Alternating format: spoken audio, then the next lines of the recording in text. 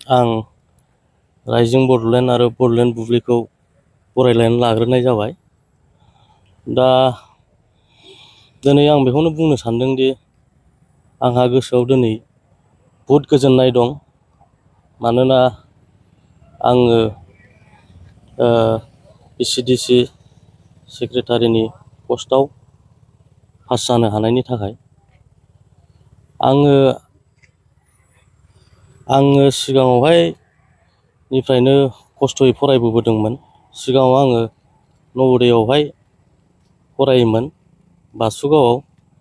बेनि उनाव arts stream लानानै आङो बरपेटायाव फरायहैदों। बेनि उनाव HS खौ पास जानानै गसाइगाव कलेजाव आं जुग्राफि अनार्स लानानै गसाइगाव कलेजनिफ्राय जुग्राफियाव BA खौ कमप्लिट खालामनाय जादों आरोखि। बेहाय BA खालामनाय समावबो आङो मोनसे हस्टेलाव वार्डेन जानानै फरायबोबाय थादों आरोखि। लोगोसे उन्दैफोरखौ नायनानैबो आरो आंनि फरायनायखौबो आं लाफाबाय थादों। बेनि उनाव आङो मास्टार डिग्रिखौहाय मध्य प्रदेश जबलपुर रानि दुर्गावती इउनिभारसिटियावहाय आङो कमप्लिट खालामहैनाय जादों आरोखि। दा बेनि उनाव आङो मास्टार डिग्रि जोबनायनि उनावनो आङो मोनसे इंलिश मिडियाम हावरागुरि बेयावहाय प्रिन्सिपाल हिसाबै आङो 4 बोसोरसो मावबाय थानाय जादों। दा बिदिनो खस्थ' खालामै खालामै उनावहाय मास्टारावहाय एसे मेंनाय मोननायलाय एसे थाथ'नानै बिनि उनावहाय ECDC आवबो आङो चेयारमेन हिसाबै मावबोखादों। दा बे हिसाबै बे फिल्डआव मोजां। दा बे समावनो आङो नैबे जोंना BTC गभर्नमेन्ट मानाव गेदेर प्रमद बर' सारनि दैदेननायाव बे एडभार्टाइजआ ओंखारनायलाय आंबो एप्लाइ खालामनानै माने गोसो होनानै प्रिपारेसन खालामनाय जादों आरोखि।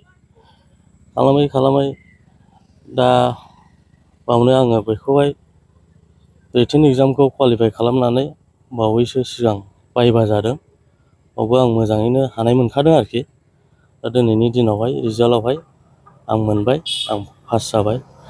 दा आं बुंनो सानदोंदि जोङो लाइमोनफोरा बे बिटिआर गभर्नमेन्ट जाय प्रमद बर' सारनि दैदेननायावहाय जेसेबांखि साख्रि बाख्रि होगासिनो दङ बेफोरो एकदम माने फैसा होआलासेनो जायफोर माने इडुकेसन कुवालिटि दं, टेलेन्ट बेफोरनो मोननो हादों आरोखि। आलदा आलदा फिल्डआव आलदा आलदा लाइननि मोनबोदों बयबो। दा प्रमद बर' सारखौहाय बहुद गोजोननाय थायो। बिथांनि बायदि समावनो आंबो दिनै सासे मोनसे बे पस्टआवहाय आंबो पास जानाय जाबाय। आरो मोनसे खोथा बुंनो सानोबा जोंनि गामिनिफ्राय साननानै नायोबा आं बिराद गोथौ गामिनि गुरफेला सिंगिमारि। बे गामिनिफ्राय गभर्नमेन्ट जबानो बुंनो थाङोबा 7 दं। दा दिनैहाय आंखौ मोननाय होननानै मिथिनानै जोंनि गामिनि लाइमोनफ्राबो नाजागोन बा गोसो होगोन। खारन दानि सरखारनि दिनावहाय बाहाय जोंहा जेबो फैसा गरसेबो गारनाङा। गावहा जुदि नाजानाय थायोब्ला निस्सय बियो गावनि नाजानायखौ जाफुंसारहोनो हागोन आरोखि। दा दिनैथ' रिजाल्ट होदों। माखासे मानसिफ्रा आंनाव सोंहरबाय थादोंमोन बेसेबां फैसा होखो होननानै। आंथ' बिथांमोनखौ सिदा बुंदों कि आं गरसेबो फैसा होआखै। आं आंनि टेलेन्टजों मोनदों आरो आंहा बेबायदि गिदिर लिडार सिना जाना गैखाया, ओरैबायदि लाइननिबो गैया। आं आंनि नाजानायजों मोनदों आरोखि। दा आं खावलायनो सानो जोंनि बिटिआरबासि लाइमोनफोर बा आसामबासियाव थानाय लाइमोनफोरखौहाय नोंथांमोनहाबो नाजा, फरायबाय था आरो नोंथांमोनहा सानसे जाफुंसारगोन आरोखि। आरो मोनसे खोथाया बेनो जोंनि प्रमद बर' सार मानाव गेदेर प्रमद बर' सार मोनसे खोथा बुंदों न'खर न'खर साख्रि होगोन होननानै बेबायदि लाइनजोंनो आं सानो आरोखि दिनैहाय आरो बाव प्रमद बर' सारा 5 बोसोरसो मावबावनाय उनावहाय बे बुस्थुआ न'खर न'खराव सासे जागोन बायदि आङो नुहुरो आरोखि जाहैगोन होननानै बेखौ जुदि जों जागोनल' होननानै नेनानै थानाय नङा प्रत्येक न'खरनिफ्रायनो जों लेखा गोरों उजिनांगोन BA पास MA पास बेबायदि जों थानांगोन खारन जों मोनसे रिक्वायरमेन्ट होनायावहाय जोंहा एप्लाइ खालामनोबा क्वालिफिकेसन नांगौ दा बेनिखायनो दा बेखिनिखौनो बुंनानै आं आंना निजोम नार्जारि सेक्रेटारिनि रिजाल्ट जाबाय औ बे बेलायाव बेनि थाखाय नोंथांनि प्रिपारेसना माबायदि आरो माबायदि कुइसन टाइप बेयाव फैदोंमोन